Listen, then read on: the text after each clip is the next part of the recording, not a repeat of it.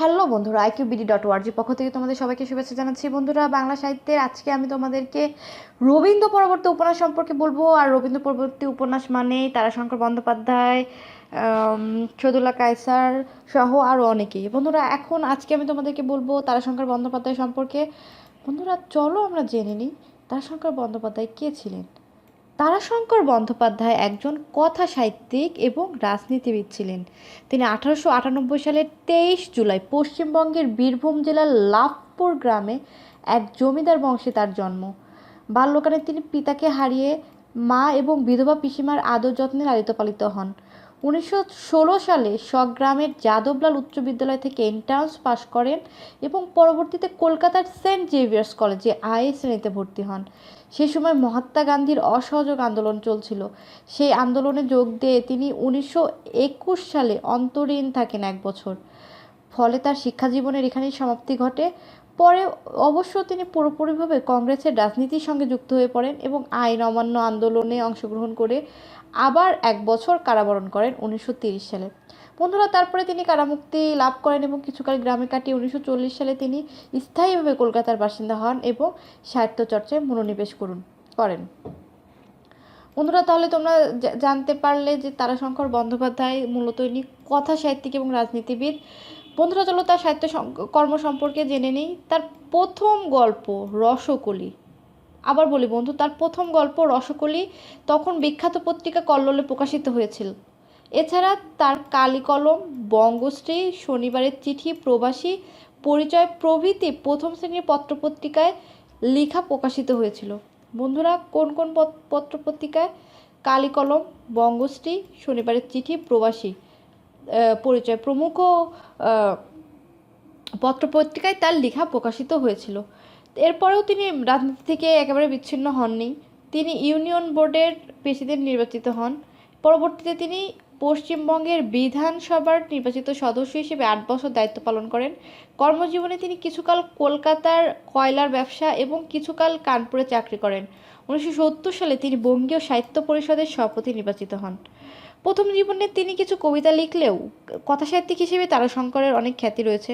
বন্ধুরা, বীরভূম বর্ধমান অঞ্চলের মাটি ও মানুষ, বিভিন্ন পেশাজীবী মানুষের জীবনচিত্র, স্বাধীনতা আন্দোলন, যুদ্ধ, দুর্ভিক্ষ, অর্থনৈতিক বৈষম্য, ব্যক্তির মহিমা ও বিদ্রোহ, সামন্ততন্ত্র ধনতন্ত্রের দ্বন্দ্বে ধনতন্ত্রের বিজয় ইত্যাদি তার উপন্যাসের বিষয়বস্তু ছিল। তার উপন্যাসের বিষয়বস্তু ছিল বন্ধুরা মূলত বীরভূম বর্ধমান অঞ্চলের মাটি ও মানুষ, বিভিন্ন পেশাজীবী মানুষের জীবনচিত্র, স্বাধীনতা আন্দোলন, যুদ্ধ, দুর্ভিক্ষ, অর্থনৈতিক বৈষম্য, ব্যক্তির মহিমা, বিদ্রোহ, সামন্ততন্ত্র এবং ধনতন্ত্র। বন্ধুরা, মানব চরিত্রের নানা জটিলতা ও নিগূঢ় রহস্য তার উপন্যাসে জীবন্তভাবে প্রকাশ পেয়েছে। তিনি নিজে জমিদার বংশের সন্তান হয়ে কাছ থেকে দেখেছেন কিভাবে জমিদারি ক্রমশ বিলুপ্ত হয়, পাশাপাশি নব্যধনিক শ্রেণীর উদ্ভব ঘটে এবং দিকে দিকে কলকারখানা ও ব্যবসা বাণিজ্য গড়ে ওঠে। তখন গ্রামে দেখা যাচ্ছে যে সমাজের ভাঙন চলছিল, শহর জীবনের বিকাশ হচ্ছিল। তো বন্ধুরা, তিনি তার এই উপন্যাসে বা গল্পে সমাজের এর নীরব পরিবর্তন নিয়ে নিখুঁতভাবে প্রতিফলন ঘটিয়েছেন। আরেকটি জিনিস তার রচনায় গভীরভাবে উঠে এসেছে, সেটি হচ্ছে তিনি পরম যত্নের সঙ্গে মানুষের মহত্বকে তুলে ধরেন। শরৎচন্দ্রের পরে কথা সাহিত্যে যার সবচেয়ে বেশি জনপ্রিয়তা তিনি আমাদের তারাশঙ্কর বন্দ্যোপাধ্যায়। বন্ধুরা, চলো এবার দেখে নিই তার গল্পগুলো কী কী। তিনি প্রায় 200 গ্রন্থ রচনা করেন। সেগুলোর মধ্যে বন্ধুরা এখন তোমাদেরকে বলছি তার কাব্যগুলো মনে রেখো: চৈতালি ঘূর্ণি, জলসাঘর, ধাত্রী দেবতা, কালিন্দী, গণদেবতা, পঞ্চগ্রাম, কবি, হাসলিবাকের উপকথা, আরোগ্য নিকেতন ইত্যাদি। বন্ধুরা, এগুলো উপন্যাস। আবার বলি কী কী উপন্যাস: চৈতালি ঘূর্ণি, জলসাঘর, ধাত্রী দেবতা, কালিন্দী, গণদেবতা, পঞ্চগ্রাম, কবি, হাসলিবাকের উপকথা, আরোগ্য নিকেতন। বন্ধুরা, তার আরোগ্য নিকেতন উপন্যাসই সঞ্জীবন ফার্মাসি নামে প্রকাশিত হয়েছিল। বন্ধুরা, হাসলিবাকের উপকথা মূলত বীরভূমের কোপাই নদীর তীরবর্তী কাহার বাউরিদের জীবনভিত্তিক উপন্যাস। তার আরও কিছু উপন্যাস রয়েছে, যেমন রায়কমল এবং পঞ্চগ্রাম। এবার চলো আসা যাক তার ছোট গল্পে। তিনি ছোট গল্পে অনেক দক্ষতা অর্জন করেছিলেন। তার ছোট গল্প হচ্ছে বেদে, পটুয়া, মালাকার, লাঠিয়াল, চৌকিদার, বাগদি, বোষ্টম, ডোম। এছাড়া রয়েছে রাসকলি, বেদেনি, ডাক হরকরা, ইত্যাদি। আরও রয়েছে বন্ধুরা পাষাণপুরী, নীলকণ্ঠ, সলনাময়ী। আবার তোমাদেরকে বলি রসকলি, বেদেনী, ডাকহরকরা, মালাকার, লাঠিয়াল, চৌকিদার, বাগদি, বোস্তম, ডোম, বেদে, পটুয়া, পাষাণপুরী, নীলকণ্ঠ, ছলনাময়ী, বেদেনী ইত্যাদি।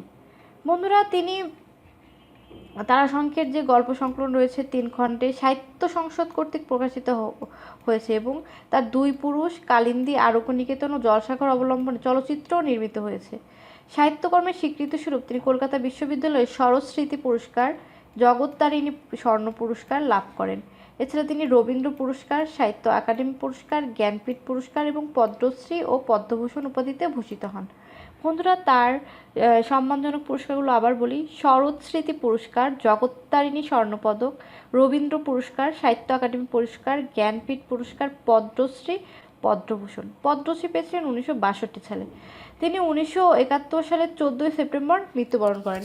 বন্ধুরা এই ছিল তারাশঙ্কর বন্দ্যোপাধ্যায় নিয়ে আজকের আলোচনা। তোমরা লাইক, কমেন্ট, শেয়ার করে আমাদের সঙ্গে থাকো।